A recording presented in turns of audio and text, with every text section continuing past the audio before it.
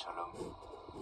J'aimerais ce matin partager une exhortation par la grâce du Seigneur.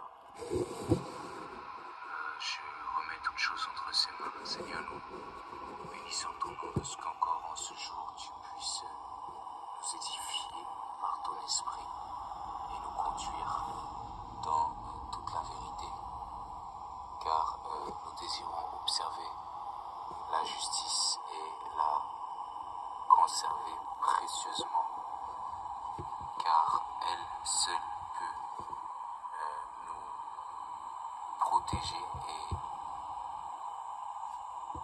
nous procurer de l'affermissement, afin que nous te soyons agréables, que nous restions entre tes mains, disponibles en tout temps, en toutes circonstances. Seigneur, merci Père de prendre le plein contrôle de ces moments, car je désire apporter un encouragement pour l'amour de ta parole que tu as répandu dans mon cœur et qui, je crois, a été répandu dans l'amour de mes frères et de mes sœurs, afin que nous puissions continuer à croître dans la vérité et dans la charité, en celui qui est le chef et l'autorité par excellence, au nom de Yehoshua Mashiach. Père, je te rends toute la gloire. Amen. Donc, dans le livre de Proverbes, chapitre 29,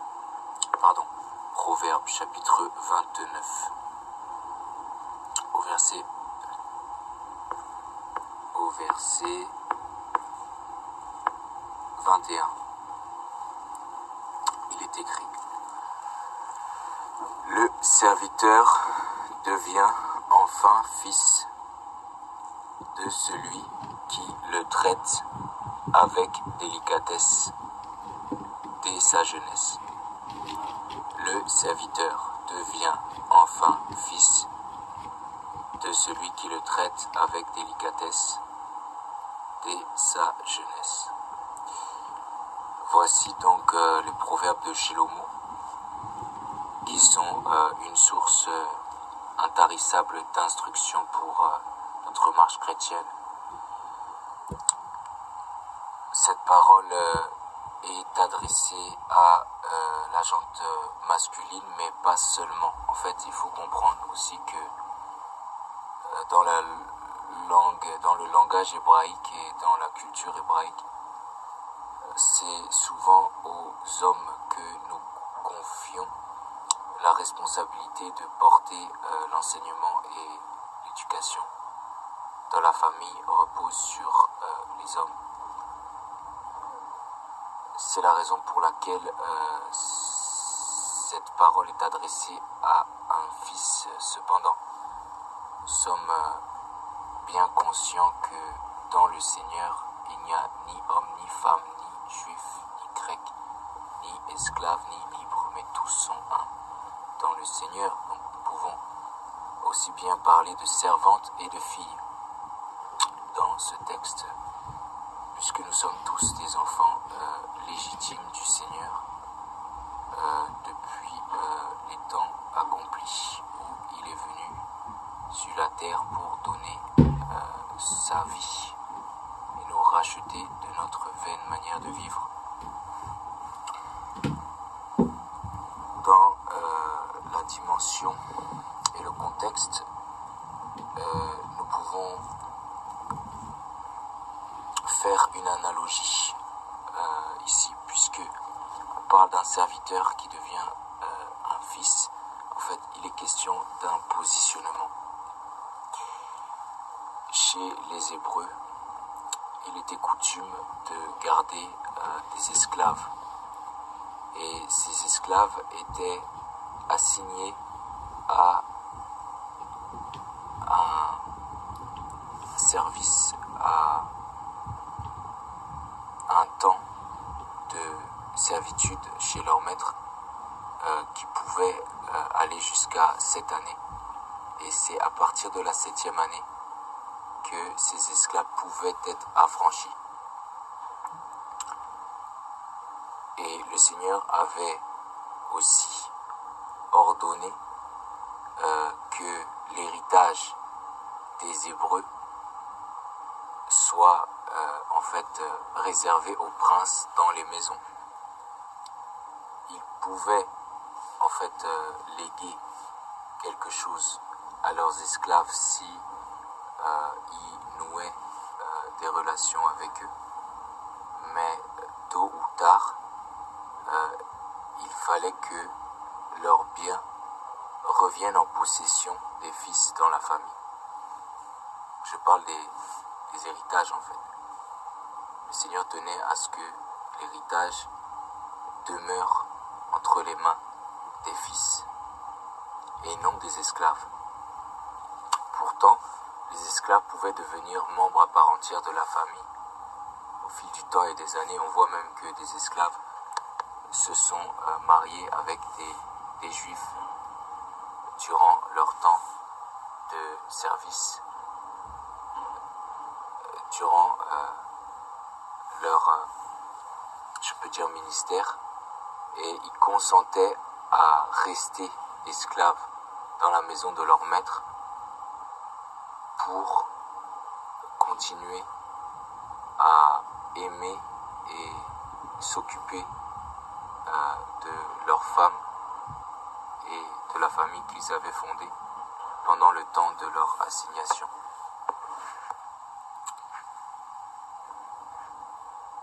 Donc ça c'est le contexte des esclaves chez les Hébreux. Si vous voulez ouvrir le livre d'Ézéchiel chapitre 46, vous pourrez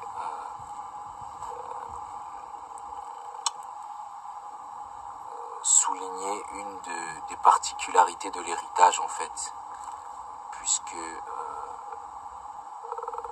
une loi civile a été décrétée par le Père pour un certain nombre de cas et en l'occurrence la relation maître à esclave chez les Juifs.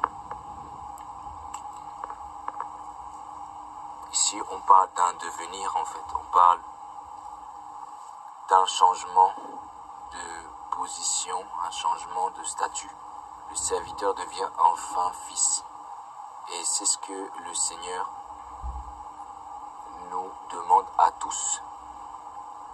C'est que nous devenions ses fils. Savoir que nous apprenions à souffrir et apprendre la volonté du Seigneur pour légitimer notre élection, pour légitimer notre vocation, notre appel.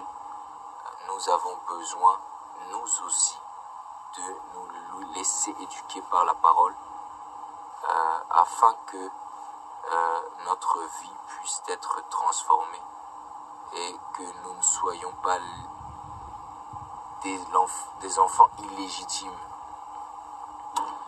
La grâce est en action dans notre vie et il convient que nous en recevions une bonne éducation. L'éducation fait partie prenante de la vie d'un chrétien, d'un disciple. Nous ne pouvons pas être appelés chrétiens sous prétexte que nous avons simplement accepté Jésus comme Seigneur et Sauveur. C'est pas l'habit qui fait le moine, l'adage qu'on dit dans le monde. Nous devons être appelés chrétiens parce que les hommes remarquent en nous le caractère du Mashiach. Ils remarquent en nous le témoignage de la parole de Dieu. C'est ce qui aura de l'impact, qui nous permettra dans notre génération de nous démarquer et qui légitimera notre conversion aux yeux, au regard des autres. C'est pour cela que nous avons été choisis pour être des témoins. Et ces témoins-là sont aussi appelés des fils d'Élohim puisqu'ils sont conduits par l'Esprit.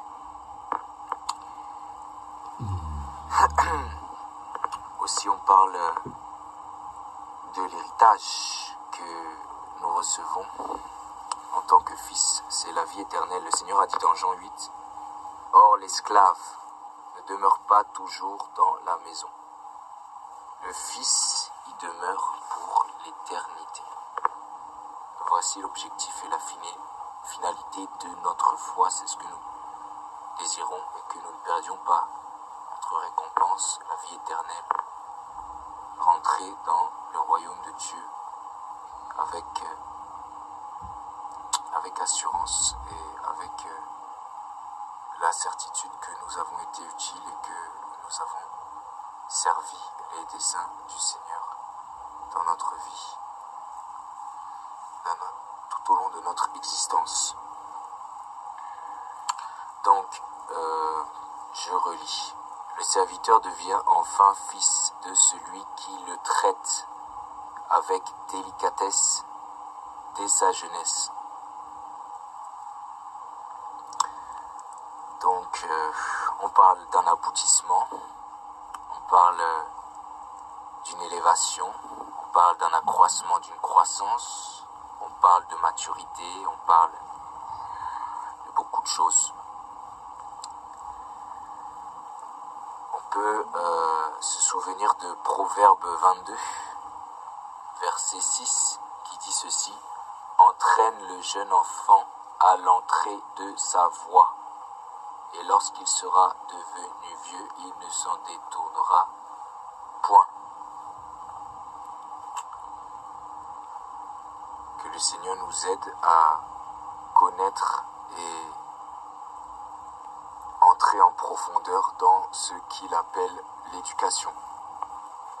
Donc on parle d'un traitement. On parle d'un traitement en particulier ici. Et la notion qui va être employée va attirer notre attention parce qu'il s'agit d'une notion distinguée, particulière, singulière, la délicatesse. Qu'est-ce que la délicatesse? Tout d'abord, je veux dire que la délicatesse est à l'éducation ce qu'est l'amour pour la foi et la compassion pour le désir de l'être humain. Ces notions ne vont pas les unes sans les autres. Voyez? La foi opère par le moyen de l'amour. C'est une évidence et c'est écrit dans Galates chapitre 5, verset 6. Vous le lisez, elles sont complémentaires ces notions. La compassion pour l'homme, pour le désir de l'homme. Voyez, la miséricorde. Proverbe chapitre 19, verset 22. Ce sont des particularités qui font toute la différence pour la croissance de l'esprit dans chacune de nos vies. Ici, on parle de la délicatesse pour le traitement des enfants éduqués conformément à la volonté du Seigneur. Personne ne désire passer à côté, c'est pourquoi nous nous encourageons de plus en plus sur la précision et la justesse avec laquelle nous sommes enseignés par Dieu, vraiment pour ne pas manquer en fait les temps de visitation et l'enrichissement qui se trouve dans notre apprentissage. Donc, qu'est-ce que la délicatesse selon les dires des hommes? Si vous regardez dans les dictionnaires qui sont à notre disposition, vous allez lire que c'est une aptitude à sentir, à juger, à exprimer finement. Il s'agit de la sensibilité. la délicatesse de goût, donc de jugement, de l'expression, sensibilité morale dans les relations avec autrui.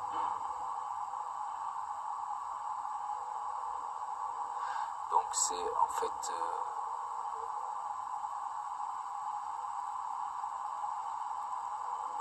comment est-ce que avec soin nous allons nous occuper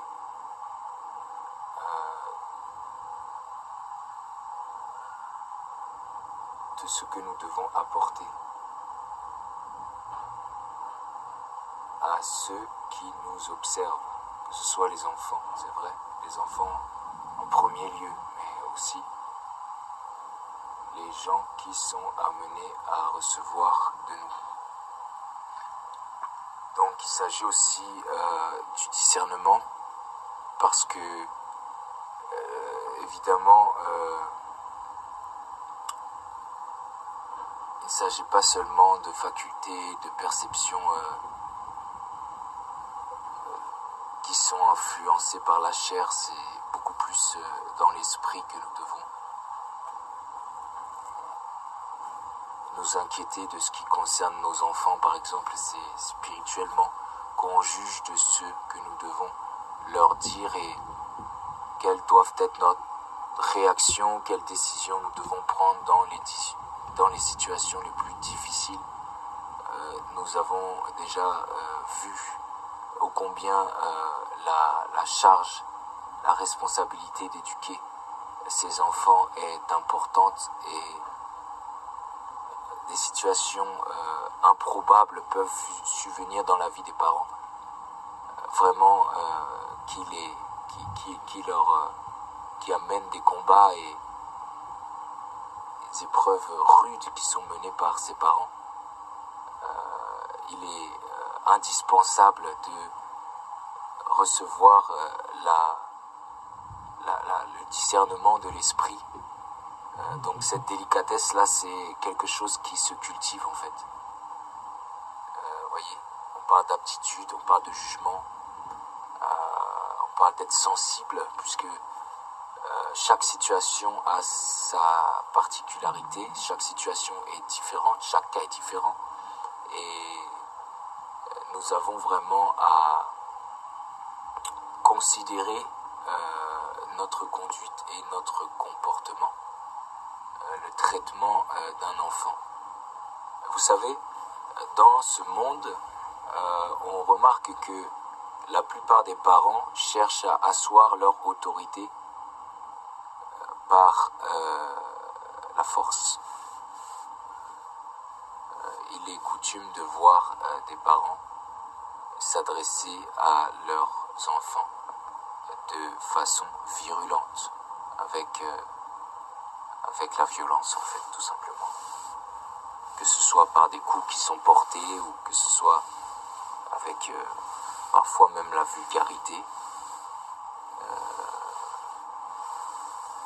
Il leur parle vraiment sèchement. Et ce que nous devons comprendre ici, c'est que la délicatesse a un rapport avec les fruits que nous portons par l'Esprit de Dieu.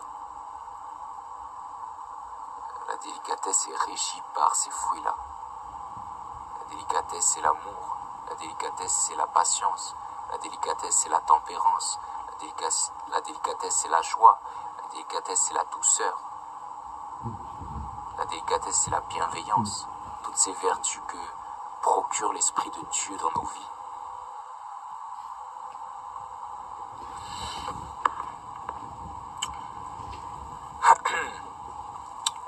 Et on nous parle du traitement, puisqu'il est évident que le traitement va conditionner l'avenir de l'enfant. Comment est-ce que nous allons faire pour que notre enfant soit et devienne un adulte accompli, comme nous autres, nous avons eu besoin d'être repris, d'être châtiés depuis que nous sommes nés, que ce soit par nos parents biologiques, mais aussi par notre Père spirituel, le Mashiach. Les les châtiments sont partie prenante de notre marche chrétienne, de notre progression avec le Seigneur. Et nous devons prendre conscience que sans un châtiment spirituel, nous ne serons jamais accomplis. Donc l'éducation de nos enfants est aussi spirituelle, plus que charnelle. Raison pour laquelle cette vertu, ou cette famille de vertus qu'on appelle la délicatesse, est primordiale.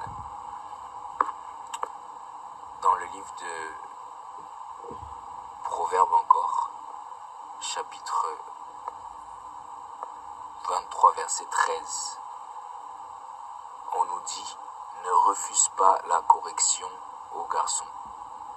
Si tu le frappes de la verge, il n'en mourra pas. En le frappant de la verge, tu sauveras son âme du Sheol. »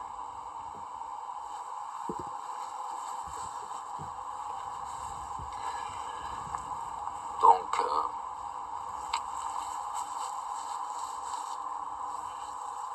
ce texte, il n'est pas à lire avec les yeux de la chair, en fait. Nous aurions tendance à tirer des conclusions, légitimant le fait que nous pouvons frapper avec des coups, avec nos membres, ou avec je ne sais quel objet, porter atteinte à l'intégrité physique de nos enfants, pensant mettre en pratique la parole de Dieu, alors qu'il n'en est pas ainsi en fait. La correction, elle n'est pas de chair en fait. La verge ici n'a rien à voir avec un objet tangible.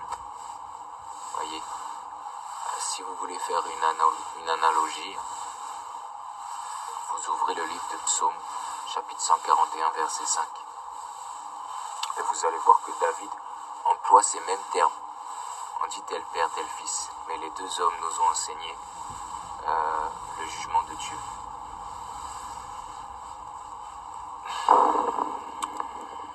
Donc c'est juste une petite parenthèse que j'essaye d'ouvrir par rapport au fait que nous devons bien comprendre ce qui nous est enseigné ici. Traiter avec délicatesse ses enfants, c'est les reprendre dans l'esprit de Dieu. Lorsque nous nous sommes convertis, nous avons été repris tout d'abord par la conscience qui est en nous, que le Seigneur a réveillée, mais aussi par le Saint-Esprit qui est en nous et qui est aussi dans le cœur des croyants qui nous entourent. Le Seigneur a choisi précautionneusement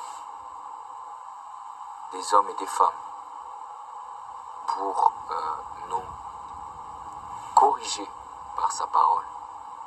Et nous avons connu que l'Esprit de Dieu inspirait ces hommes et ces femmes pour que nous recevions un avertissement. D'ailleurs, les lettres de Pétros sont remplies d'avertissements.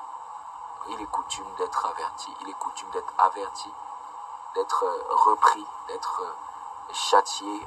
C'est le rôle de la parole du Seigneur. 2 Timothée chapitre 3, verset 16, n'est-ce pas? Donc,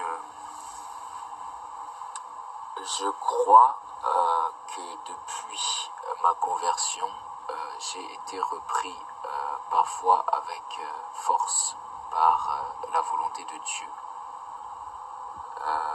par le Saint-Esprit de Dieu. Il m'est arrivé d'être réprimandé par le Seigneur lui-même.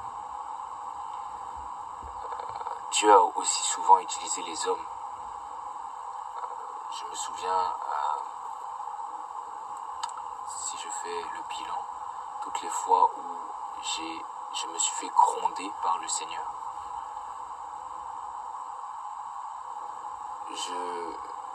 Je ne suis pas ressorti de ces situation-là avec de la peine ou étant troublé dans mon cœur. Jamais. C'est vrai que j'ai été secoué, mais jamais j'ai souffert de la réprimande qui m'a été imposée. Parce que notre Père est miséricordieux et doux. C'est vraiment une puissance, le cœur du Seigneur. La Bible dit dans Job chapitre 36, que le Seigneur Elohim est puissant par la force de son cœur, aussi il ne méprise personne. Voyez, la délicatesse est exempte de mépris. Elle est exempte de violence. Je parle de la violence selon les hommes, en fait. Parce que nous devons vraiment faire la distinction entre l'éducation humaine et l'éducation selon Dieu. La délicatesse est exempte, dépourvue de méchanceté, dépourvue de haine. Elle est pleine de bons fruits, en fait, comme la sagesse. Et nous devons vraiment continuer à prier pour que le Seigneur nous l'enseigne, parce que c'est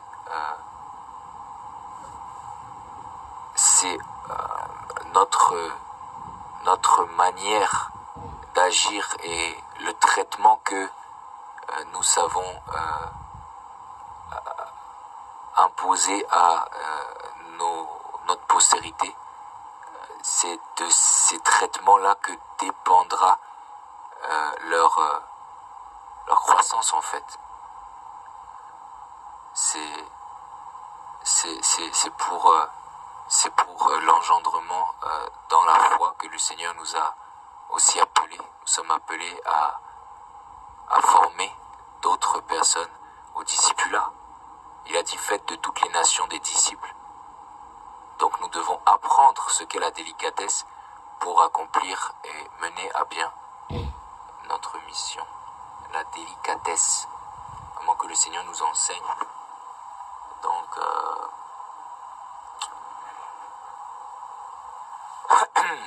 je vais ouvrir une autre parenthèse. Vraiment, c'est ce que le Seigneur m'a fait comprendre, je dirais, une bonne fois pour toutes. Jamais plus je ne reviendrai sur ce point. Il est question ici du châtiment que nous pouvons exercer par la violence. Il y a beaucoup de parents qui frappent leurs enfants avec des coups portés. Et je dois vraiment dire que c'est mal, parce que la verge de la correction, elle est spirituelle, c'est l'esprit qui est redressé par l'Esprit de Dieu. Et c'est une verge qui n'est pas physique, en fait. Et en frappant les enfants, on leur fait passer un message de crainte qui n'est pas la crainte de Dieu, en fait.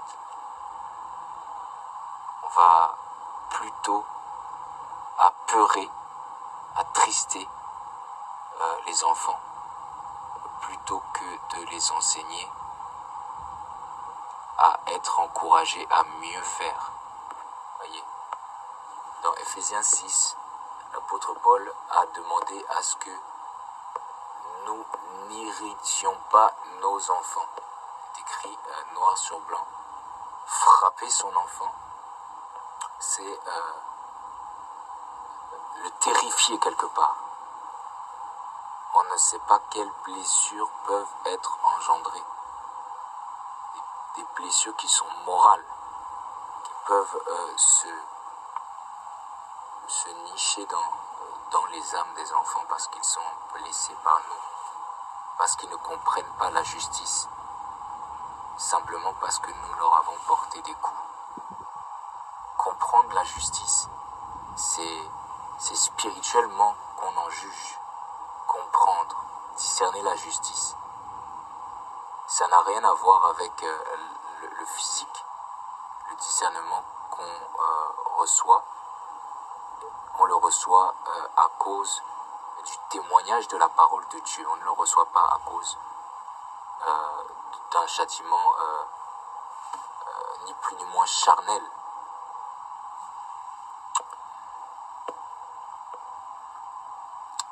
Mais je veux insister sur le fait que porter des coups à un enfant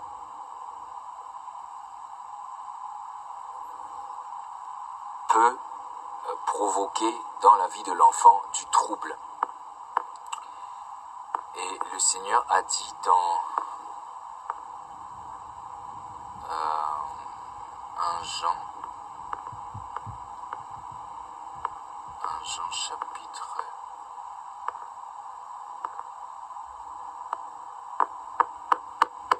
Pardon, je suis en train de chercher.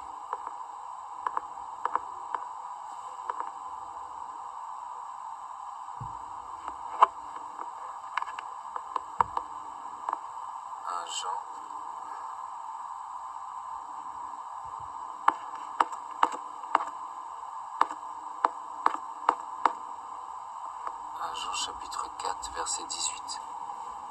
Il n'y a pas de peur dans l'amour, mais l'amour parfait bannit la peur, parce que la peur implique un châtiment, et celui qui a peur n'est pas rendu parfait dans l'amour. Voyez? Donc vraiment, il faut faire très attention à ce que nos enfants n'aient pas peur de nous. Sinon, ils ne seront pas rendus parfaits dans l'amour. Et donc, nous serons passés à côté de l'enseignement que nous devons dispenser.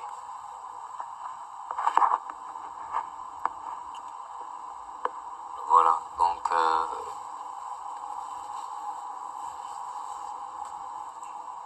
la délicatesse, c'est le fait aussi d'influencer notre enfant.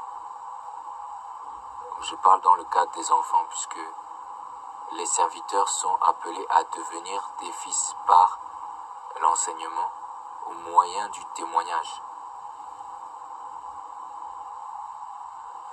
Voyez ce que dit Apocalypse, chapitre 19. Je vais lire ça très rapidement. Apocalypse, chapitre 19.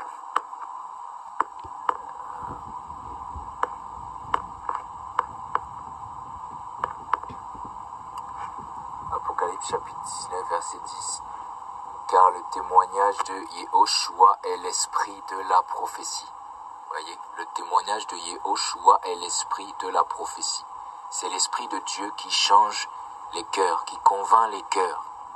C'est l'esprit de Dieu qui touche les cœurs à salut. C'est l'esprit de Dieu qui donne la repentance à salut. C'est l'esprit de Dieu qui convertit le cœur de l'homme. C'est l'esprit de Dieu qui ôte le voile. C'est l'esprit de Dieu qui donne l'intelligence pour connaître le véritable. C'est l'esprit de Dieu qui ouvre l'esprit humain sur les réalités spirituelles. Voyez, pour que l'esprit de Dieu travaille dans le cœur de nos enfants, il faut qu'il y ait le témoignage de Yehoshua. De la même manière qu'il faut qu'il y ait la délicatesse dans le traitement que nous adressons à nos enfants. De la même manière qu'il faut que la foi opère par le moyen de l'amour. De la même manière qu'il faut que nous désirions la compassion, la miséricorde. Il faut que nous portions le témoignage de Yehoshua pour que nos enfants soient changés par la parole de Dieu, soient lavés par la parole de Dieu et se convertissent. C'est au moyen de notre témoignage. Et nous n'avons pas besoin d'ouvrir la bouche parce que nos enfants sont capables d'observer attentivement ce que nous sommes. Ils nous connaissent mieux que ceux du dehors, puisque depuis leur petite enfance, ils nous regardent. Nous sommes des modèles. Nous sommes des statures de l'homme. L'influence, vous savez, je vais apporter un témoignage très rapide pour dire que quand je suis arrivé dans la foi, je n'ai pas été délivré aussitôt de l'ignorance. Je peux dire qu'il a fallu des années pour que je sois délivré de l'ignorance qui était en moi. Ephésiens 4:17 nous dit que ils ont l'intelligence obscurcie par les ténèbres à cause de l'endurcissement de leur cœur et l'ignorance qui est en eux. Voyez, l'ignorance qui est en eux. Et je sais que dans mon cheminement, c'est à certaines étapes de ma vie que le Seigneur a opéré des délivrances et étape par étape, j'ai grandi. Je me souviens du jour où le Seigneur a ouvert mon esprit. En réalité, c'était pendant une période donnée et cette période m'a amené progressivement à comprendre la volonté du Seigneur. Et lorsque il a plu dans son amour de prendre le contrôle de ma vie pour me former au discipulat, puisque je suis devenu un disciple du Seigneur, aujourd'hui je suis fier de l'être, qu'il m'a permis de rencontrer certaines personnes qui l'étaient déjà depuis des années. Vous savez, l'expérience de nos aînés, je ne cesserai jamais de le dire, c'est primordial pour notre affermissement.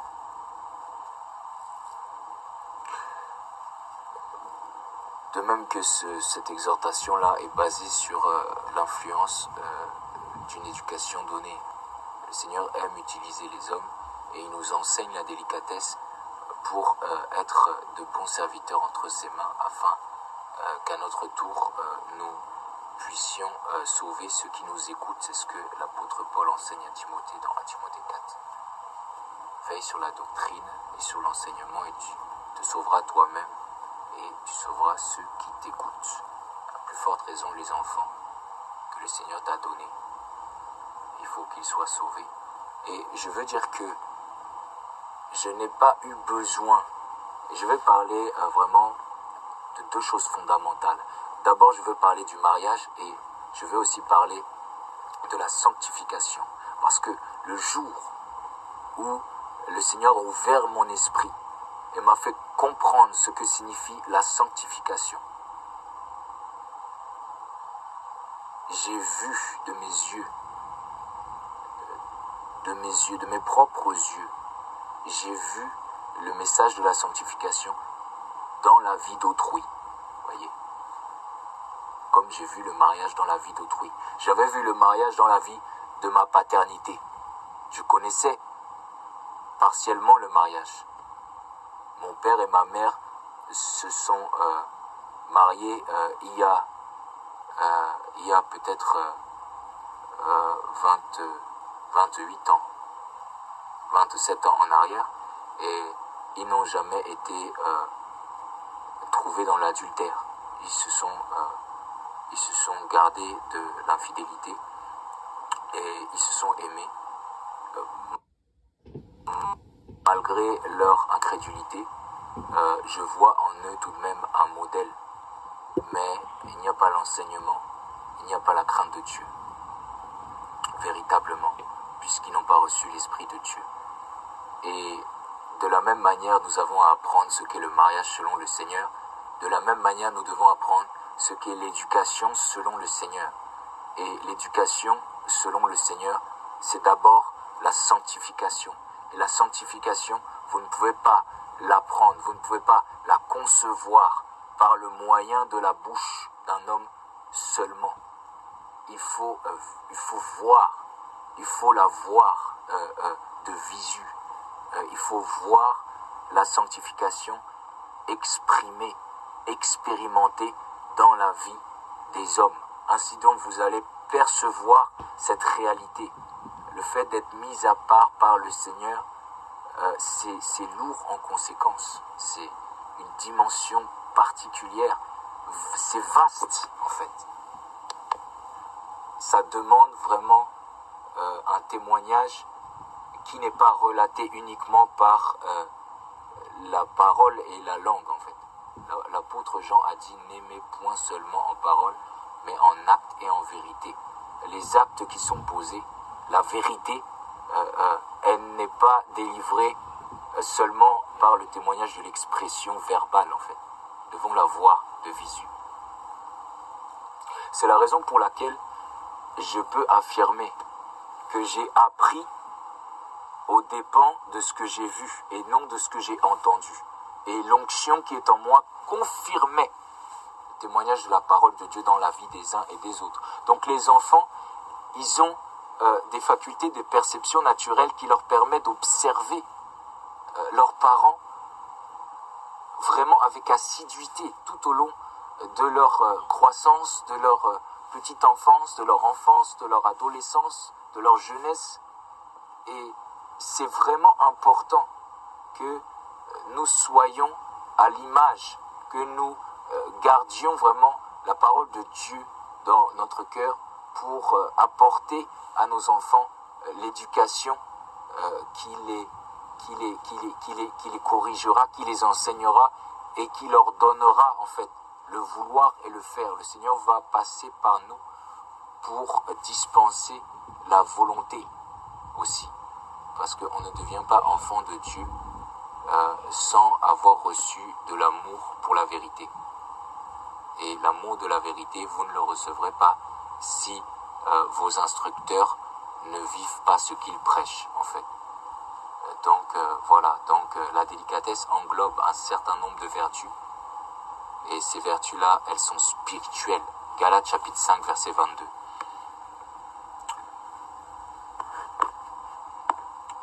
Donc,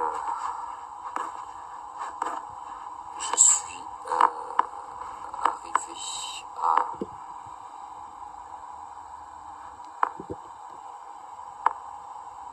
la fin de mon exhortation.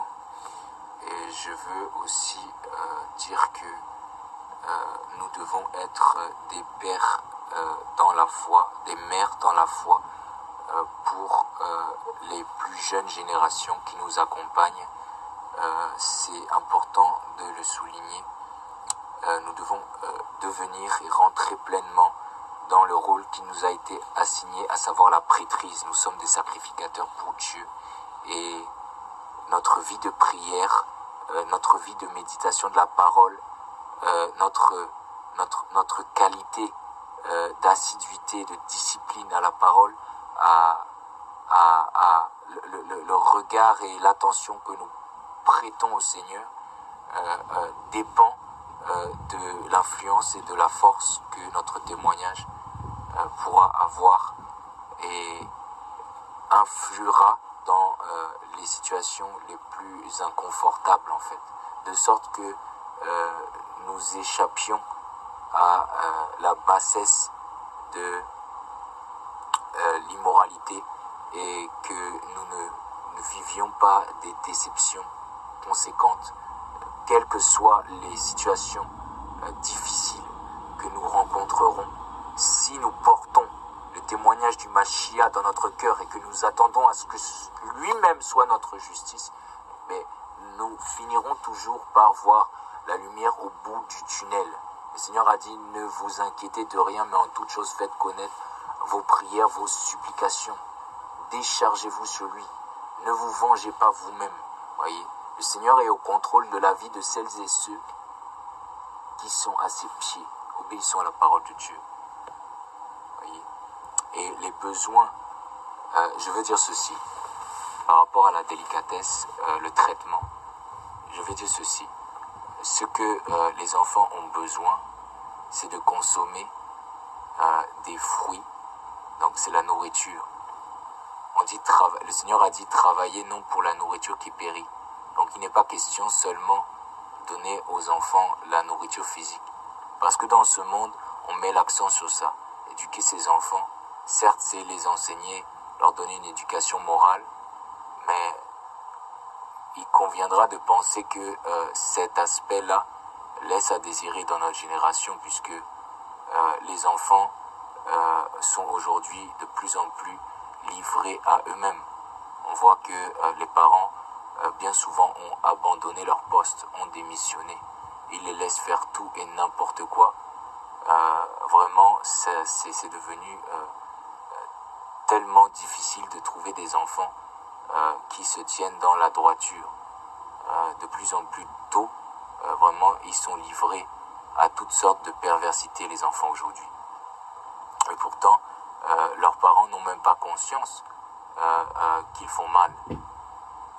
Ils pensent qu'ils peuvent se reposer sur le fait qu'ils ont toujours su subvenir aux besoins purement physiques de leurs enfants. Mais il n'y a pas de vie de prière à la maison, il n'y a pas de crainte du Seigneur, il n'y a pas l'enseignement, il n'y a pas de crainte de Dieu dans les foyers. Voyez. Donc il n'y a pas de fruits. S'il n'y a pas de fruits, qu'est-ce que les enfants vont recevoir comme nourriture spirituelle? Le Seigneur Jésus de Nazareth, notre Maître, a dit dans Jean 6, 27, « Travaillez non pour la nourriture qui périt, mais pour celle qui est permanente, laquelle le Fils de l'homme vous donnera. » Quelle est cette nourriture? Les fruits de l'esprit. Les enfants ont autant, voire plus, besoin des fruits de l'esprit. Consommer les fruits de l'esprit. Ce sont des besoins spirituels qui prévalent sur les besoins naturels et physiques, bien qu'il faille que nos enfants puissent manger à leur faim. Mais il faut aussi qu'ils puissent trouver les fruits dans notre vie pour pouvoir eux aussi en consommer. Voilà l'héritage des pères, les fruits de l'esprit, le testament, les fruits de l'esprit. Voici. Rien d'autre n'a d'importance que les fruits de l'esprit. C'est ça qui amènera l'éducation à son comble, la perfection, vraiment dont parle l'Écriture. La perfection. Vous serez parfaits comme votre Père dans les cieux est parfait. Matthieu chapitre 5, verset 48. Que le Seigneur soit béni. C'est une bonne journée. Shalom.